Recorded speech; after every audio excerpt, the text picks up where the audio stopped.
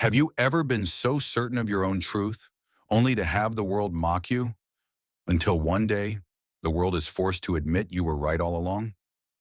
It was raining again, thin, cold droplets tapping out a restless rhythm on the battered windows of Midtown Public High. For most students, the day was over. Backpacks slammed shut. Voices bounced off the stained walls of the hallway as hundreds of feet thundered toward the freedom of a gray January afternoon. But in room 217, the lights burned on, flickering overhead as the math club waited for their weekly session to end. Some kids slouched in their seats, others doodled in the margins of worn-out notebooks. A few checked their phones beneath the table, thumbs flying. At the front of the room, Mr. Flanders, the tall, red-faced math teacher, rolled a piece of chalk between his fingers, trying to conjure enthusiasm from a crowd more interested in getting home than in the joys of mathematics. But in the back row, alone, sat Jordan Lee. Jordan was different. He had always been different. A quiet kid with bright, watchful eyes and a mind that worked in spirals and leaps rather than straight lines. He wore a faded blue hoodie and shoes that were a size too small. His hands were rough from working after school with his father, repairing broken plumbing in the old apartment building on Cherry Street. His mother called him Little Professor with a smile, but at school that label became a target. The other kids didn't really know Jordan. They knew his silence, his awkwardness, the way he sometimes stared too long at the chalkboard or drifted off in the middle of conversations. They whispered about the way he always seemed lost in thought, the scrawls of numbers and symbols that filled the corners of every scrap of paper he touched. That afternoon, Mr. Flanders was in an especially good mood. He had just announced that the school would be sending a team to the citywide math competition, and even the most jaded club members perked up at the chance to miss class. As the meeting wound down, Mr. Flanders grinned and chalked a strange equation onto the board, something he called the SIM sequence, a sequence so famously perplexing that it had become a legend even among professional mathematicians. "Let's have some fun," he said. "If anyone here can solve this, I'll eat my tie at finals." Laughter rippled through the room. Everyone knew it was a joke, a challenge no one was meant to take seriously. But Jordan's eyes narrowed. For weeks, he had been obsessed with that sequence. He'd found it on a message board online, seen professors argue about it in late-night forums, even tried to ask Mr. Flanders about it after class once, only to be brushed off. The problem was simple to write but impossible to solve. Find a formula for the nth term of the SIM sequence, given its bizarre, self-referential rules. Mathematicians had proven thousands of cases by brute force, but no one had cracked the code. The room was restless, but Jordan saw something, a pattern just out of reach. He felt the numbers humming in his head, the way an artist might sense the brushstrokes before they appear. His heart pounded. Maybe it was nothing, just another weird hunch, but maybe. He raised his hand. "Mr. Flanders, I think I can do it." The teacher paused, chalk midair. "You, what?" Jordan swallowed. "I think I can solve it." Snickers from the front row. "Yeah, right. Sit down, man." But Mr. Flanders, amused, waved him up. "By all means, Mr. Lee, enlighten us." Jordan walked to the board, hands shaking, ears hot with embarrassment. He knew how this looked. The quiet kid, always lost in his own head, stepping up in front of everyone to solve a problem even the experts couldn't touch. But as he wrote, the room fell silent. Jordan's solution didn't look like anyone else's. He drew strange loops, marked cycles, linked numbers in odd geometric constellations. He talked quietly to himself as he worked, as if explaining it to some invisible friend. If you treat the sequence as a cycle rather than a line, you see the sum resets every 6 terms. The sum of any 3 consecutive terms always equals twice the previous term, and if you project it onto a modular space, you get a repeating structure. Mr. Flanders interrupted, forcing a polite laugh. "Jordan, that's creative, but we're looking for real math, not a magic trick." Jordan's face turned red. He hesitated, then wrote one last formula at the bottom of the board. "Try it for any number, Mr. Flanders. The formula works, always." The teacher snorted, took a piece of chalk, and plugged in a few numbers. To his surprise, Jordan's formula matched the known terms exactly. A few students perked up. Whoa, it works. Probably just a coincidence, Flanders said quickly, moving to erase the board. No theoretical basis, no formal proof, just patterns. Jordan returned to his seat, humiliation burning in his chest. He wanted to say more, to show the pages and pages of notes he'd filled at home, the sleepless nights, the moments when the numbers had seemed to dance. But he stayed quiet. The bell rang, and the other kids spilled out, some tossing glances back at him, some shaking their heads. The world outside was still wet, gray, and indifferent.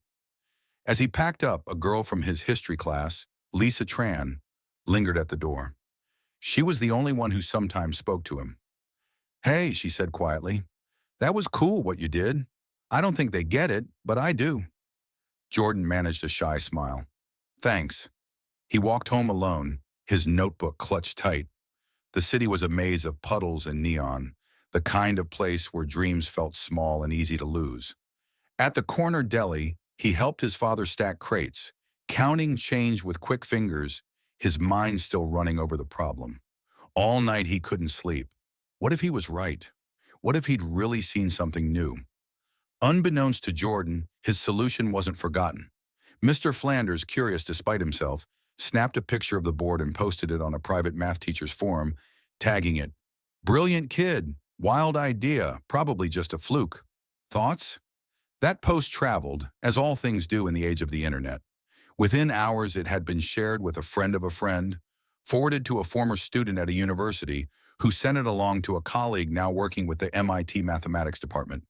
And there, in a tiny campus office, a visiting professor named Dr. Elizabeth Rose stared at the formula. She frowned, then blinked, then started running tests. First by hand, then with code, then by scouring old mathematical texts for any precedent. The result was always the same. Jordan's solution held where generations of mathematicians had failed. She sent an email. "Who is this student? I need to speak with him. Urgently." The next morning, Jordan woke to find his mother in the kitchen, holding a letter with an MIT logo. His name, handwritten at the top. His hands shook as he opened it. "Dear Jordan Lee, we would like to invite you to discuss your approach to the SIM sequence. Please reply at your earliest convenience.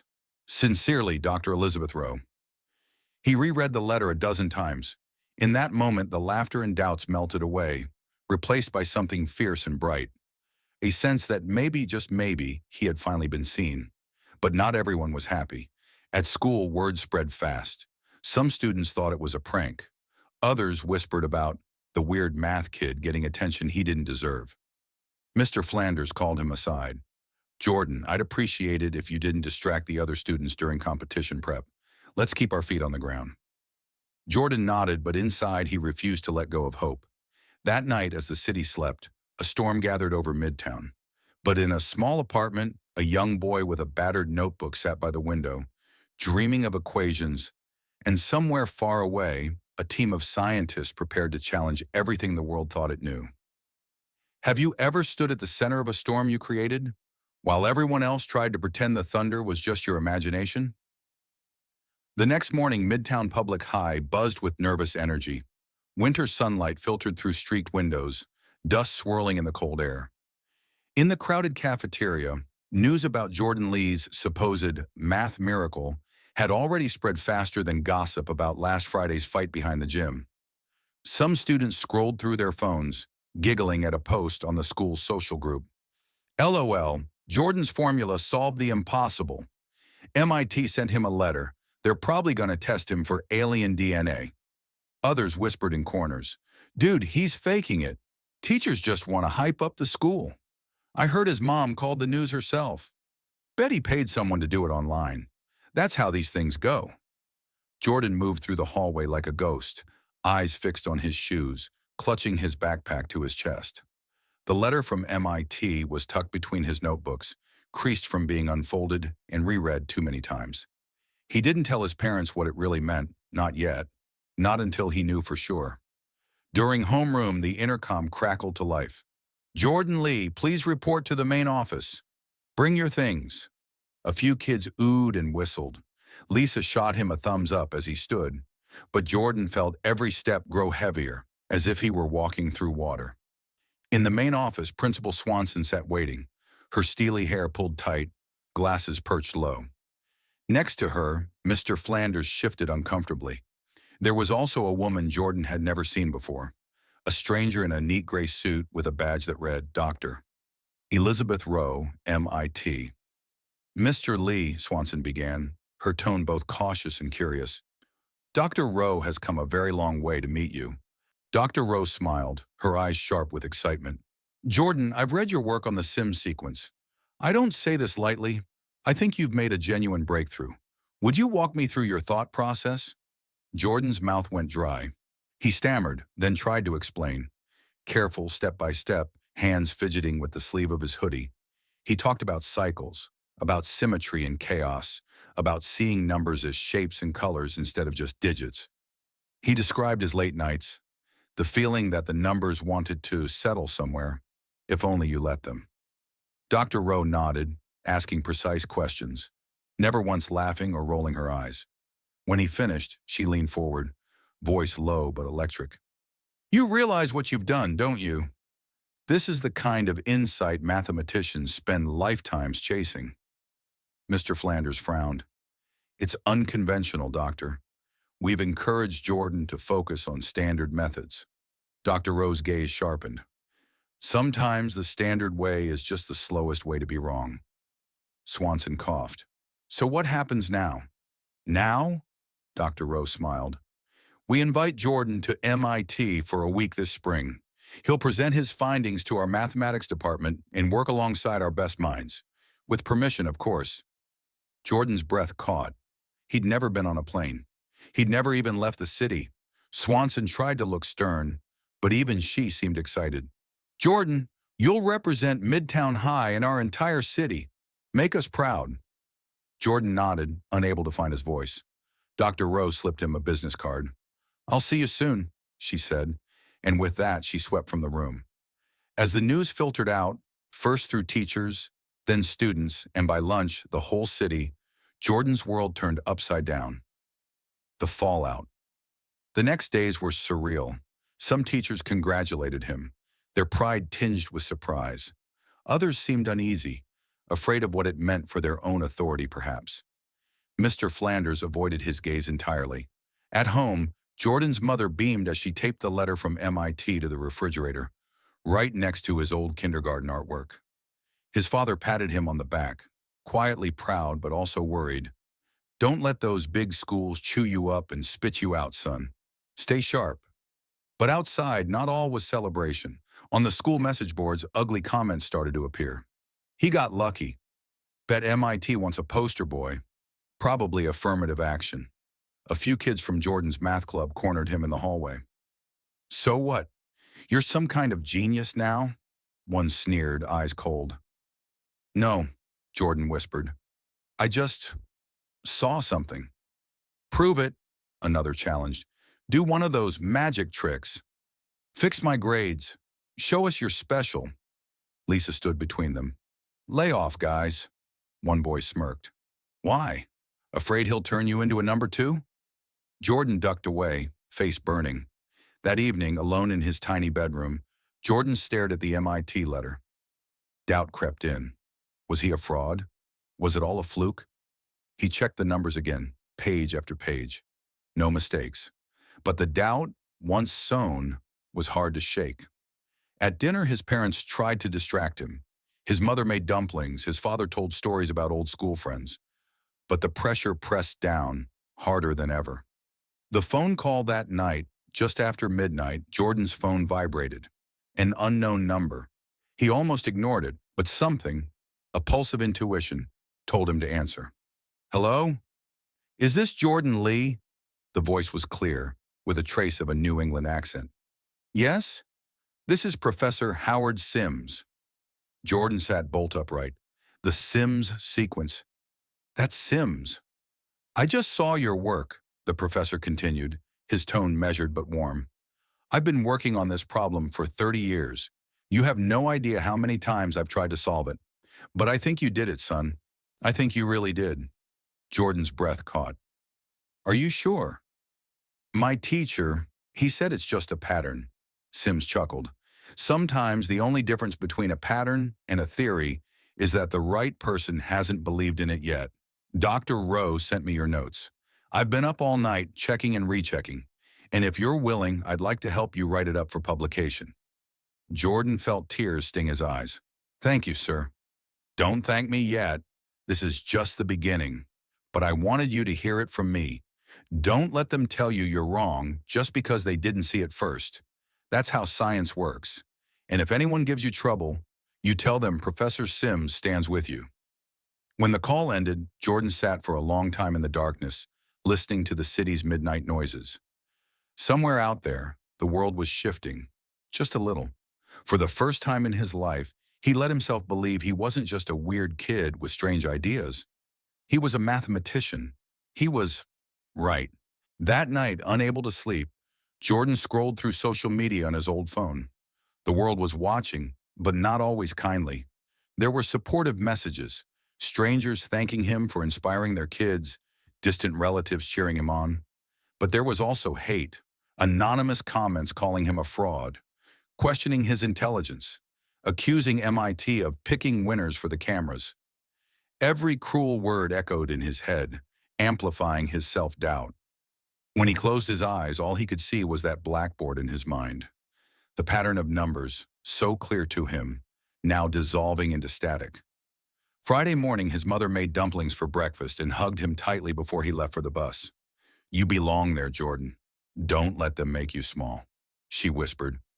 His father pressed a $10 bill into his hand for lunch, saying nothing, but squeezing his shoulder with more feeling than words could express. The city finals were held at the university downtown, a gleaming glass building whose lobby buzzed with the nervous energy of 100 students in dress shirts and stiff blazers. Teachers and parents clustered in little groups, casting appraising glances at the other teams. Jordan's team gathered in a corner, the air thick with resentment and fragile hope. Mr. Flanders ran through the rules, barely looking at Jordan. Ethan kept muttering about doing it by the book, while Lisa, sensing Jordan's nerves, squeezed his hand once, quick and fierce. The auditorium itself was vast, the stage set with 2 whiteboards, a timer overhead, and a panel of stern-faced judges, among them Dr. Elizabeth Rowe, and to Jordan's awe, Professor Howard Sims himself. TV cameras were stationed at the back, a sea of curious faces blinking in the bright lights. The competition began with a series of rapid-fire questions, each team member taking turns at the board. Jordan did his part, answering quickly and correctly, but never taking center stage. Ethan pushed to lead, eager to recapture his lost authority. Mr. Flanders encouraged him, saying, "Let's stick to our strengths. Don't take unnecessary risks." Jordan nodded, but felt something breaking inside, a voice screaming to be heard, to be believed. The final round arrived, and with it, the hardest question, a new variant of the Sims sequence, twisted and more complex, constructed by Professor Sims himself. The auditorium fell silent as the problem was revealed on the screen. Jordan felt his heart stutter. He had seen something like this before in his own notebooks, late at night, while everyone else was sleeping. Ethan went to the board first, trying to brute force a solution, but his confidence faltered. The timer ticked down, nerves rising. Mr. Flanders urged, "Quickly, Ethan, quickly," Lisa whispered. "Let Jordan try." Ethan scoffed, but as the last minute approached, desperation set in. With a shake of his head, he shoved the chalk at Jordan. Hands trembling, Jordan stood at the board, feeling the eyes of everyone, teachers, students, judges, the world, fixed on him. He closed his eyes, breathing slowly, letting the numbers arrange themselves like constellations in his mind. He began to write, not in the strict linear logic his teachers expected, but in loops and cycles, drawing connections invisible to everyone else. At first, there was only silence. Then, as Jordan moved through the problem, explaining each step quietly, how the sum of certain terms repeated after a hidden interval, how the whole sequence folded back on itself. A murmur swept through the judges. Dr. Rowe leaned forward, her face alight. Professor Sims watched, expressionless, but his eyes brightened. With seconds to spare, Jordan boxed the final answer. The auditorium was still, the air buzzing with the possibility of something extraordinary. Professor Sims stood, cleared his throat, and in a voice that seemed to echo from the walls themselves, announced, "That is the general solution. I can confirm it. You're correct, young man." There was a beat, a collective inhale. Then the room erupted. Some clapped, some gasped, some sat in stunned disbelief. Cameras flashed, voices shouted questions, but for Jordan, the world narrowed to a single point of relief and vindication. Mr. Flanders stood frozen, mouth open. Ethan turned away, face crumpling in defeat. Lisa rushed up and hugged Jordan, tears streaming down her face. "You did it, Jordan. You did it your way." In the aftermath, reporters swarmed, microphones thrust into Jordan's face, but he could barely hear them. All he could think about was the endless nights, the doubt, the laughter, the moments he nearly gave up. For the first time, he felt truly seen, not as a curiosity, not as a misfit, but as someone whose ideas mattered. The story hit the news that evening. Students' genius stuns math world. Teacher proven wrong. Scientist applauds. The online comments were different now. Pride, awe, even a little envy. MIT's offer became a full scholarship. Professor Sims emailed, "You are always welcome in my research group wherever you go." A Nobel laureate from Europe wrote a letter. "Thank you for reminding us why mathematics is beautiful." Back at school, the atmosphere changed in subtle ways. Some kids apologized for doubting him. Mr. Flanders, unable to meet his eyes, slipped him a note. "You've taught us all something important." Thank you, Ethan avoided him, but Lisa became his closest friend, loyal in a way no one else had ever been. At home, his mother made a celebratory meal, her joy radiant. His father embraced him, pride and relief shining through old fears. That night, alone in his room, Jordan stared at the city lights and realized the laughter that once haunted him had become applause. And for the first time, he allowed himself to believe that being different was his greatest strength. The walls that once closed in had broken open, just enough for a new kind of hope to slip through. And as he drifted to sleep, Jordan dreamed, not of numbers or patterns, but of the wide, wild future he'd just begun to claim. What if being right makes you the most controversial person in the room? What happens when the world tries to claim your victory as its own, or tears it apart piece by piece? A week after the competition, Jordan Lee's name was everywhere. What had started as a local headline turned into a storm that swept through every layer of the internet and real life. He was invited to interviews. Some wanted inspiration, some wanted controversy. His solution to the Sims sequence was not just a math story anymore. It was a cultural event. Jordan's mother cried as she watched national news hosts debate whether her son was a genius, a symbol, or just a lucky outsider. On talk shows, experts bickered about whether the education system failed kids like Jordan or if society was too eager to glorify the different. His father unplugged the family phone to keep reporters at bay, but the messages still flooded in. Praise, hate, curiosity, even threats. Some called Jordan the hope of all misfit kids. Others accused him of being a fraud, a plant, a product of MIT's marketing machine. Online, the backlash built in waves. A hashtag trended. # Jordan was right, celebrating weirdness and outcasts. But there were also think pieces claiming Jordan's method wasn't real math, that he had broken rules for the sake of breaking them. Conspiracy threads exploded.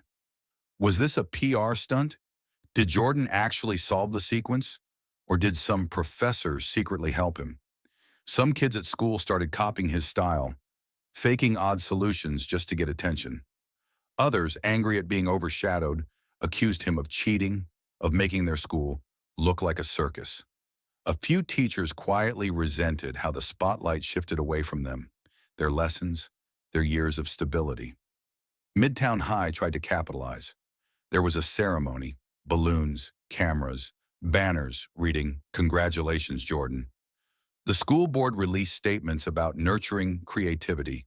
The principal shook his hand for every photo. Even Mr. Flanders put on a forced smile. But in the staff lounge, other teachers whispered, "Do we really want to encourage every kid with a weird answer?" Lisa, always loyal, watched as Jordan was swept along by forces bigger than either of them. She saw how tired he looked, how he flinched every time another notification pinged his phone. "You're becoming a symbol," she told him one night, sitting side by side on the school steps. "But I just want you to be you. Do you even recognize yourself in all this?" Jordan didn't answer. He barely slept. He barely ate. Even the joy of math faded under the glare of attention. He noticed how quickly the world could turn. One day a hero, the next a scapegoat. Someone posted an expose online, questioning his family background, twisting old photos, feeding the rumor mill. MIT's public relations team stepped in, trying to manage the narrative. They invited him and his family for a televised symposium. The university president spoke grand words about embracing unconventional brilliance. A panel of world-class mathematicians debated his method, some defending, some critiquing, one famously calling it beautiful chaos. Cameras panned to Jordan's face as he sat silently, hands clenched, heart pounding. The live chat exploded with support and ridicule in equal measure. After the event, as the family left the auditorium, a small group of protesters held signs. "Don't destroy tradition for one student. Math is rules, not vibes." A few tried to block Jordan's way, hurling insults. Security rushed him to a side exit. That night, back at the hotel, Jordan scrolled through thousands of comments. Some strangers said he changed their life. Others called for his solution to be banned from textbooks. Someone posted his home address. His parents debated pulling him out of school. "This is too much for any kid," his father said, voice cracking. But Jordan shook his head. He didn't want to run away, not after everything. "I didn't do this to become famous. I just wanted the laughter to stop. I wanted someone to listen." The next morning, as he prepared to leave for the airport, Jordan received an email with the subject line, "History needs you." It was from Dr. Sims, the very mathematician whose sequence he'd cracked. The message was brief. "The world will always be slow to accept what's new, especially when it breaks their rules. You saw something nobody else could. Stand firm. One day the people who laughed will teach your method as truth." When he returned to school, the media buzz faded, but the atmosphere never fully returned to normal. Some classmates tried to befriend him for clout. Others shunned him, jealousy curdling into rumor. Mr. Flanders, quiet and stiff, stopped him in the hallway. "You made me question everything I know about teaching. I hope you don't lose yourself in all this noise." Jordan nodded. He'd changed, but so had the world around him. He started to mentor younger students who felt like outsiders. Kids who drew weird diagrams in the margins, who saw patterns where others only saw mistakes. He told them, "You don't have to wait for permission to be right, and if you're laughed at, maybe you're closer to something new." A year later, at a national education conference, Jordan was asked to speak. This time he stood tall, voice steady, not as a prodigy or an anomaly, but as a warning and a promise. He finished with a single sentence, one that would be quoted, memed, even argued for years. "If the price of being right is to be laughed at, then the world's progress depends on those who can stand being alone." The applause was thunderous, but Jordan didn't need it anymore. He understood finally that true acceptance didn't come from others, but from the quiet certainty that he had seen something real and dared to show it. As he walked off the stage, the world debated his place in history, but Jordan simply smiled, knowing that somewhere out there, another kid was scribbling strange solutions and refusing, even in the face of laughter, to be ordinary.